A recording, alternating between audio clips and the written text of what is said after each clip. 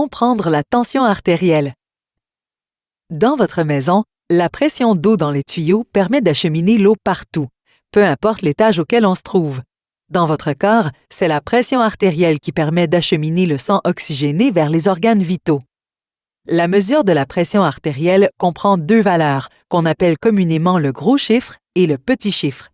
Suivant les battements du cœur, le gros chiffre représente la plus forte pression exercée par le sang dans les artères lors de la contraction cardiaque. C'est la pression artérielle systolique. Le petit chiffre représente la pression qui reste dans les artères entre les contractions. C'est la pression artérielle diastolique. La pression peut être mesurée sur n'importe quel des deux bras.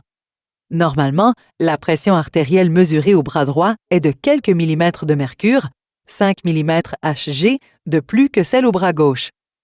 La pression artérielle varie constamment d'un jour à l'autre, tout comme d'un moment à l'autre au cours d'une même journée. Le cœur baigne dans toutes nos hormones et réagit à toutes nos émotions.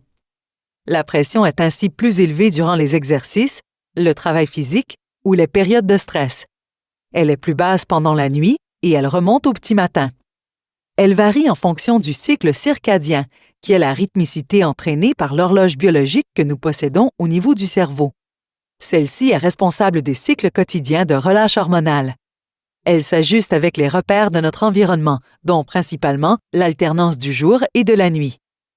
Vers la fin de la nuit, soit vers la période allant de 4 à 6 heures du matin, le corps se prépare pour la journée. C'est à ce moment que les taux des différentes hormones sont les plus élevés dans le sang. La sécrétion du cortisol, la cortisone de notre corps, provoque une augmentation de notre pression artérielle alors que nous dormons encore paisiblement. Cette élévation de la pression artérielle serait associée aux événements coronariens comme l'infarctus du myocarde qui se produisent au petit matin.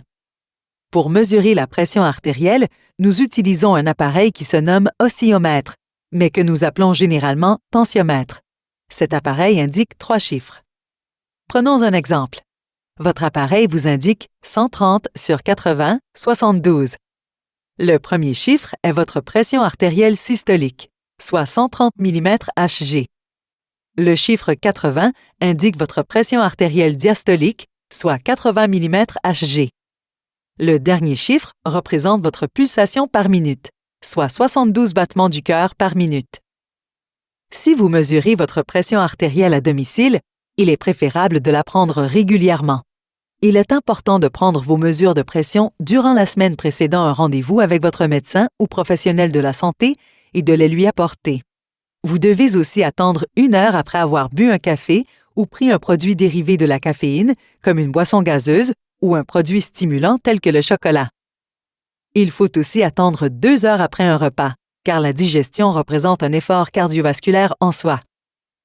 Allez uriner avant de prendre votre pression artérielle si vous en avez envie, car une vessie pleine élève la pression artérielle. La mesure doit être prise à 2 reprises, 2 fois par jour. Il faut prendre la mesure du matin avant la prise de la médication et l'ingestion du café ou du déjeuner. Vous devez prendre 2 mesures à quelques minutes d'intervalle. Il faut également prendre 2 mesures avant le coucher, à quelques minutes d'intervalle. Notez les 2 mesures prises chaque fois, y compris celles qui sont trop hautes, trop basses ou qui ne vous plaisent pas. Si vous tenez à prendre une 3e mesure de pression artérielle, il n'est pas nécessaire de la noter. Calculez ensuite la moyenne des 4 valeurs de votre journée. La moyenne des mesures des 6 derniers jours précédant votre rendez-vous donne une bonne idée du niveau de votre pression artérielle. Cependant, le diagnostic d'hypertension artérielle ne s'appuie pas sur une valeur unique élevée de pression artérielle. Il s'établit habituellement après quelques visites, soit sur quelques semaines ou quelques mois. Une pression prise à domicile se situant continuellement au-dessus de 135 sur 85 est jugée néfaste pour votre santé. Chez les patients diabétiques, une pression prise au cabinet du médecin se situant continuellement au-dessus de 130 sur 80 est jugée néfaste.